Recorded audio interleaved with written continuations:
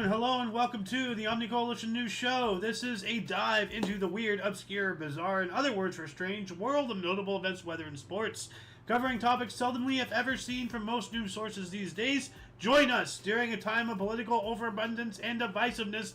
We present you with more unifying topics to discuss for the most part. For links to the articles, music, and anything else potentially interesting, check the underbar of the description below. Anyway, I am A.O. Xander, and you are you. Today is Tears' Day, aka Tuesday, August 8th, 2023. It is August, right? Yeah, it is. Alright. Anyway, without further ado, let's get into the news, shall we? From Audio Central, city mistakenly tears down man's home, then charges him $68,000 in demolition costs. Alright. Yeah, this ain't gonna stand. Another killdozer situation, potentially here. An Atlanta man who lost his house after the city tore it down by mistake is now facing a lawsuit to have the entire property foreclosed unless he pays the $68,000 in demolition costs. What the hell? Like, why? How has this even gotten to this level? Like, this is just evil. Everett Tripode's property in Atlanta's historic West End is now an empty lot, but until a few months ago he actually owned a home there, one that the city demolished without so much as a warning.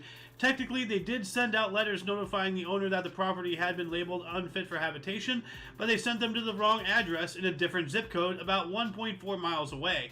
Tripodis and his mother had bought the century-old house as an investment and had been working on remodeling it when the city decided to tear it down.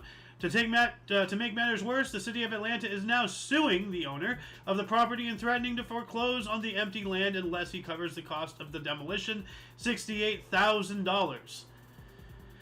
Oh, and they wonder how people are becoming radicalized. You know, I have to send this to Art, like, personally, because he needs to see this. Let's see, here we go. Anyway, yeah, that is just awful, and I really hope that the situation unscrews itself, because this is I can't think of a word powerful enough. Nauseatingly, vomit-inducingly evil. You know? Wow. Just wow. Anyway, let's move on up. What else do we got here? From Audio Central, a boy allowed himself to be bitten by a black widow spider to become Spider-Man. And this is why we should let natural selection take its course. An 8-year-old Bolivian boy ended up in the hospital after allowing himself to be bitten by a dangerous black widow spider in order to become like his favorite superhero, Spider-Man. The incident occurred in the municipality of Vizhualoma near the city of Oruro in central Bolivia. The 8-year-old child, whose name has not been revealed by the media, was reportedly playing near a river close to his house when he turned a big rock and discovered a black widow spider. Without realizing the consequences of being bitten by a highly poisonous spider, he grabbed the arachnid and put it on the back of his hand in the hopes of being bitten. He got his wish and then headed home, where he began experiencing symptoms like body aches and intense muscle spasms. Initially, the boy didn't say anything to his mother about the spider bite, but after about 3 hours of agony, he said he had been bitten by a colorful spider. The concerned mother took the child to a healthcare center in a neighboring town, but he was subsequently referred to the Hospital General San Juan de Dios in the city of Oruro as a medical emergency. After hearing about the spider bite, pediatricians there contacted Ernesto Vasquez, head of the Zoonotic Diseases Program of the Departmental Health Service of Oruro, who helped establish what kind of spider had bitten the boy. Yikes. Just, yeah, people need to tell children, like, don't mess with spiders. Anyway, more from Audio Central. Here we go. Somali athlete runs slowest official 100-meter race ever. This is not a record you want to be in. It reminded me a lot of the whole, like, when Leela was the Bean Master in Blurnsball from Futurama. The embarrassing performance of a Somali athlete during the women's 100-meter race at the World University Games in Chengdu, China, prompted a public apology from the African country's sports minister. Wow. It takes an abysmal athletic performance to warrant accusations of defaming the name of the nation in the international arena. But then again, the run of Nasra Abukar Ali during the women's 100-meter race last week has been dubbed as the slowest in an official tournament. In a video that has gone viral on social media, the Somali athlete can be seen starting sluggishly out of the box as other competitors burst forward, and she quickly gets behind so fast that she doesn't even show up on camera following the race. Akbar Ali crossed the finish line 21.81 seconds, more than 8 seconds slower than the second last runner, and more than 10 seconds behind the winner of the race. Wow. It comes down to that close. 2 seconds between the winner overall and the last place. Well, except for this molasses person. Yeah, that's you know, I'm not gonna make fun of her. She's embarrassed enough. Like, that's just sad. But I hope she gets her act together and really trains hard and does better next time if she's allowed next time. Anyway, let's move on up here. More from Audio Central. Toyota Land Cruiser drove 7 kilometers. Why can't my brain not working? Toyota Land Cruiser drove 7 kilometers underwater, set a new world record. And I think my brain was malfunctioning because there's the next word, underwater. Like, things weren't computing and my brain was just shutting down. Like, no, this doesn't mix. A group of car enthusiasts in Australia recently drove a 1978 Toyota Land Cruiser 7 kilometers on the bottom of the ocean, setting a new world record for the longest underwater drive. On the morning of July 29th, a bright orange Toyota Land Cruiser drove into the northern Australian Sea to the cheers of dozens gathered at Mandorah Beach for a historic attempt.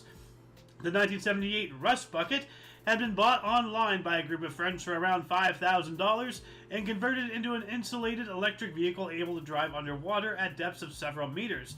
Dubbed the Mud Crab, the old short wheelbase four-wheel drive buggy was meant to cover a distance of 4.3 miles or 7 kilometers between Mandorah Beach and Darwin Harbour, and thus set a new world record for the longest distance covered by a car driven underwater. Wow. The team, made up of a number of mechanical engineers and drivers, started by converting the old Toyota into an electrical-powered vehicle. Then, to improve the already waterproof nature of the driveline, all components were further insulated with silicone oil. This way, if water should find its way inside the driveline, the oil would leak out and protect the internal components. Next, the conventional tires were swapped out for 2 pairs of Maxxis Trepador that could handle the sandy ocean floor. Only they could not be filled with air, as they would provide too much buoyancy. They were filled with water instead, causing their weight to reach 150 kilograms each. Although they were confident the powertrain could handle the pressure, they only tested the car once in salt water before attempting the world's longest underwater drive. So yeah, here's the car. That's really cool. Like, we see it underwater here. It looks like the hood is off. But they have a video here. Let's turn off that. Yeah, they're in breathing scuba equipment, kind of. Look at that. They're driving underwater. Well, it looks like the hood is on here, so I wonder why the hood was off in that one photo. But that's cool. Anyway, we gotta keep on going here. A family tries to survive off the grid using YouTube tutorials and fails. Yeah, because you gotta go beyond YouTube tutorials. 2 women and a teenage boy were found dead. Oh, okay, well, this is sad. After they ventured into the mountains to live off the grid using only knowledge from YouTube tutorials. The partially mummified bodies of 42-year-old Rebecca Becky Vance, her 14-year-old son, and her sister Christine at the age of 41 were recently discovered by a hiker at a campsite in Gunnison National Forest. Last summer, Becky had convinced her son and her sister to go live off the grid in the wilderness, disconnected from a society that she no longer felt they belonged to. Unfortunately, despite having watched hours of off-grid survival videos on YouTube and on TV, they had very little experience in outdoor survival and did not really prepare enough before venturing into the wilderness. When they were discovered, they had not managed to build a shelter other than a tent and had little more than canned food and ramen noodles for supplies. Wow, that's really sad. That's really sad, but I mean, you know, natural selection. I'm sorry, like, you know, you just gotta just learn more than just from television and YouTube. Like, you gotta, you know, go out, you know, go camping and such. Like, you know, practice for a couple of years and, you know, build up to it. Don't just right off the grid. You know, that's a shock. You gotta get experience. So, anyway, let's move on up here. More from UBI. Teen on roller skates flips over 12 people at once to break world record. Wow. A 15-year-old roller skater, roller skating wonder kid, flipped over 12 people and landed safely to break a Guinness World Record. The announced California teen Mia Peterson landed the title for the most people. Barani flipped over from a quarter pipe on roller skates for female when she executed her signature trick at Laguna Niguel skate park.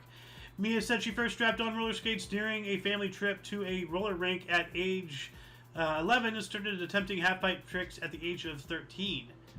Oh, here's a video of it, so let's check this out. Whoa! Damn, that's impressive. That is very impressive. Good show. Excellent. Then moving on up to UPI, authorities warn of 3 cows on the loose in Connecticut.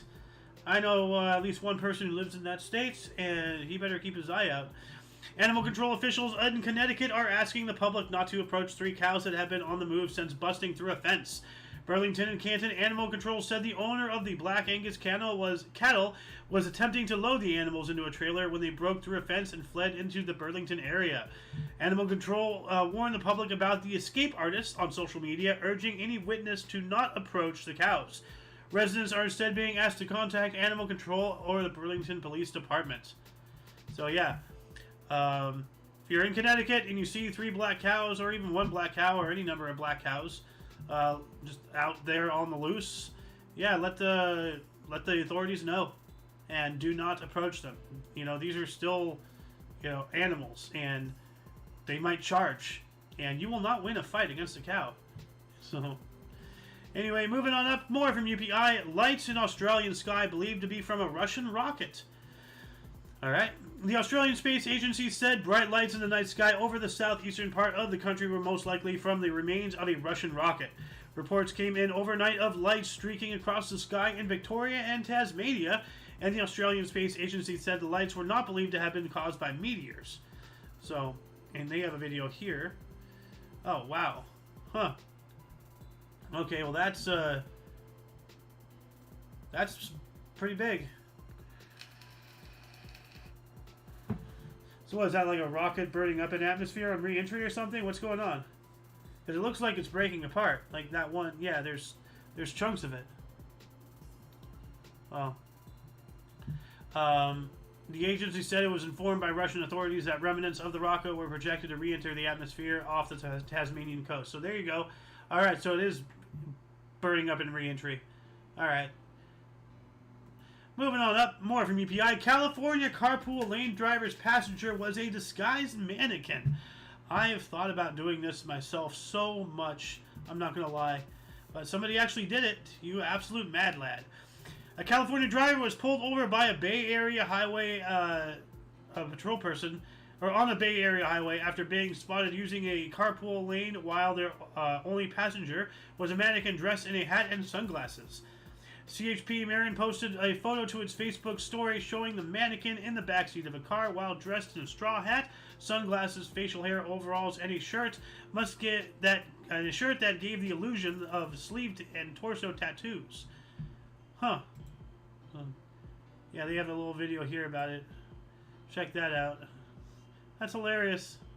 That's absolutely hilarious. Huh. Wow. The cojones on this guy. The carpool violation carries a $490 fine, California Highway Patrol said. So, dang. Let's see, Hank the Tank. The bear behind 21 home invasions has been captured near Lake Tahoe. Here we go. A large black bear who is believed to be a notorious bandit and a hungry, uninvited house guest was apprehended by wildlife biologists on Friday. Authorities in the town of South Lake Tahoe in California have been on the lookout for exceptionally large animals since February of 2022 after they reported that one single male bear had been the cause of 152 reports of conflict behavior, including 28 home break-ins. They referred to the animal as Hank the Tank, setting off the internet's affection. But it turns out those initial assessments based solely on visual information were conflating 3 bears with a similar pattern of behavior and incorrectly assuming that all of the bears were male. DNA testing confirmed that the bear captured on Friday, who was formerly known as Bear 64F, was a female behind at least 21 cases of breaking and entering. Okay. What's more, she was trespassing with 3 young cubs in tow, according to the California Department of Fish and Wildlife, CDFW. These agency typically euthanizes so-called conflict bears due to the significant risks they pose to the community, but Bear 64F is no ordinary conflict bear. There are more homes that were vandalized in the ritzy waterfront community of Tahoe Keys, about 100 miles east of Sacramento. The more the public came to the defense of Hank the Tank, blaming the bear's behavior on unsecured garbage cans and habitat encroachment. So for further reading on this, please refer to the underbar description below. Like, I'd love to read more on this, but they did all the work. I'm just reading it for you to spark interest. Go give them the foot traffic. We got to move on up here to NPR. Carly Russell says she lied about seeing a lost child and being abducted. I heard something about this, but I don't really care. But let's just read these paragraphs here. Carly Russell, the Alabama woman who went missing for 2 days after telling 911 that she found a stranded toddler, has admitted that she was not kidnapped and did not see a young child on the side of the highway. In a statement given by Russell's attorney to the Hoover Police Department, the 25-year-old apologized for her actions, adding that no one else was involved in her disappearance. Russell was initially expected to meet with the police earlier that day. Instead, her attorney, Emery Anthony, gave the department a written update. It remains unclear why Russell fabricated a story of a stranded child, as well as why she went off the radar for 2 days. So, yeah, anybody who knows anything about this, like, here you go, another link. Go check it out. As I said, like, people all over the world are just going absolutely nuts. So anything involving people lying, you know, I'm just like, I just don't care anymore. Everybody's lying, especially the government. Like, it's just gone completely and totally out of control. So anyway, and that's about it. I'm not going to cover this again because I pulled this up to show to Artemisia. Anyway, that shall conclude the show. Please go check the underbar for any links you may be interested in, including but unlimited to all things Omni Coalition, for your dose of different, odd, and unusual news. We stream every Tuesday and Friday at 3 p.m. Pacific Time, which is 4 Mountain, 5 Central, and 6 Eastern Standard Time, respectively. Until you catch us next Friday, or if you're interested in some history, we have a history show every day at 11 in the morning Pacific Time. Until you see us next time, until then, whenever that is, don't forget to look right and left at every intersection, rate 5 thumbs, and subscribe. Toodles!